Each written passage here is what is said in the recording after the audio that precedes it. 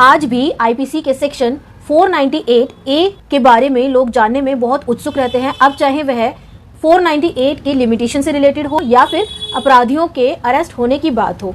Honourable supreme court और high court के latest judgements आते रहते हैं जो कि टाइम टू टाइम डायरेक्शंस दिखाते रहते हैं। 498A में बहुत सारे झूठे मुकदमे भी होते हैं, झूठे केसेस भी किए जाते हैं। सो आज हम लोग अपनी वीडियो में जो डिस्कस करने जा रहे हैं 498 के कुछ ऐसे क्वेश्चंस का जिन्हें लोग जानना चाहते हैं, जैसे कि क्या शादी के 7 साल के बाद भी 498 का केस किया जा सकता है, या फिर अगर FIR हो गई है तो अपराधियों को तुरंत अरेस्ट किया जा सकता है। So welcome back to my channel. मैं एडवोकेट रजनी आप सब लोगों का अपने channel legal bytes and blogs में बहुत बहुत स्वागत करती हूँ। वीडियो को आगे बढ़ाने से पहले एक रिक्वेस्ट करना चाहूंगी, अगर आप लोगों ने मेरे चैनल को सब्सक्राइब नहीं किया है तो सब्सक्राइब कर लीजिए, बेल आइकन को प्रेस कर लीजिए ताकि जब भी कभी मैं अपनी वीडियो को अपलोड करूं तो उसका नोटिफिकेशन आप लोगों के पास पहुंच जाए। एक रिक्वेस्ट और करना चाहूंगी, अगर आप लोग मुझसे कनेक्ट करना चाहते हैं तो मेरे इंस्टाग्राम और फेसबुक पेज को भी ज्वाइन कर सकते हैं। तो चलिए अब वीडियो को आगे बढ़ाते हैं। आज भी मेरे पास जो सबसे ज्यादा पूछे जाने वाला सवाल है कि क्या शादी के 7 साल के बाद भी 498A ऑफ आईपीसी का मुकदमा लगाया जा सकता है। तो देखिए, अगर हम सेक्शन 498A ऑफ आईपीसी की बात करते हैं तो इस सेक्शन के अंदर कहीं पर भी टाइम लिमिट या फिर लिमिटेशन की बात नहीं की गई है कि 498A शादी के केवल 7 साल के अंदर ही लगाया जा सकता है, उसके बाद नहीं लगाया जा सकता है। अगर हम क्रिमिनल प्रोसीजर के लिमिटेशन की बात करते हैं तो वह सेक्शन है सेक्शन 468 ऑफ सीआरपीसी।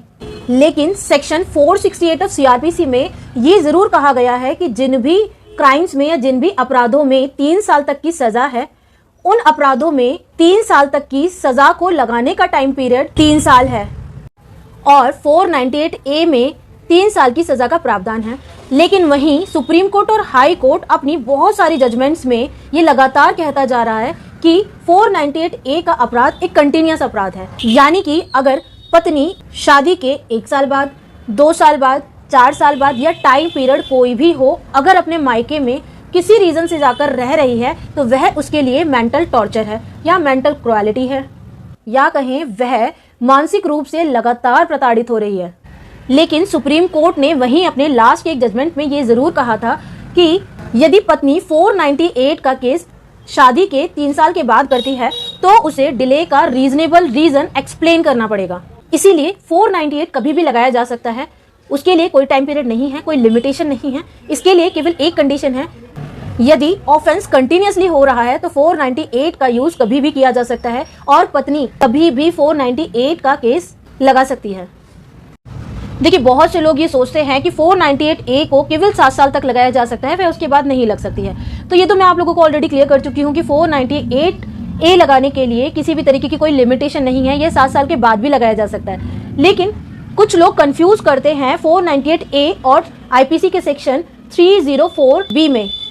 आईपीसी का सेक्शन 304B डाउरी डेथ को एक्सप्लेन करता है, लेकिन आईपीसी के सेक्शन 304B यानी कि डाउरी डेथ के अंदर लिमिटेशन जरूर लगाया गया है। ये सेक्शन जरूर 7 साल के लिमिटेशन टाइम पीरियड को लगाता है, यानी कि शादी के 7 साल के अंदर यदि किसी महिला की अननेचुरल डेथ हो जाती है तो हस्बैंड का जेल जाना तो लगभग तय है और उस डेथ को डाउरी डेथ के अंदर समझा जाता है।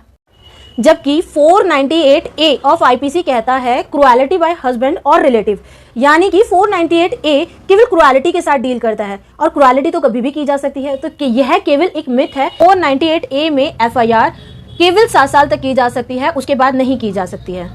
सो 498A में FIR 7 साल के बाद भी हो सकती है। अब एक क्वेश्चन और अराइज होता है कि सपोज कीजिए एक 498A की FIR हो चुकी है तो क्या एक्यूज को तुरंत ही अरेस्ट किया जाएगा।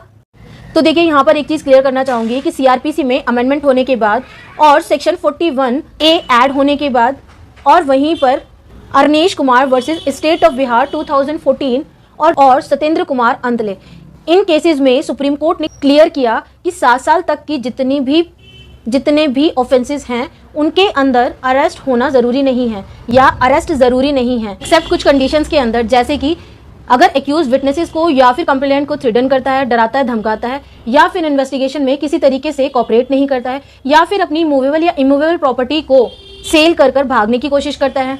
इन कुछ कंडीशंस के अंदर अरेस्ट मैंडेटरी है, अदरवाइज अरेस्ट नहीं होगा। और इन कंडीशंस पर भी आईओ केस डायरी के अंदर नोट करेगा और उसके बाद ही अरेस्ट करेगा। आपके पास कोर्ट से एक नोटिस आएगा और आपको कोर्ट में अपीयर होना पड़ेगा। सो होपफुली आज की वीडियो आप लोगों को अच्छी लगी होगी। अगर वीडियो अच्छी लगी है तो वीडियो को लाइक कीजिए, चैनल को सब्सक्राइब कीजिए और अगर आप लोगों की कोई क्वेरी है तो आप मुझे कमेंट सेक्शन में भी कमेंट कर सकते हैं। So thank you for watching.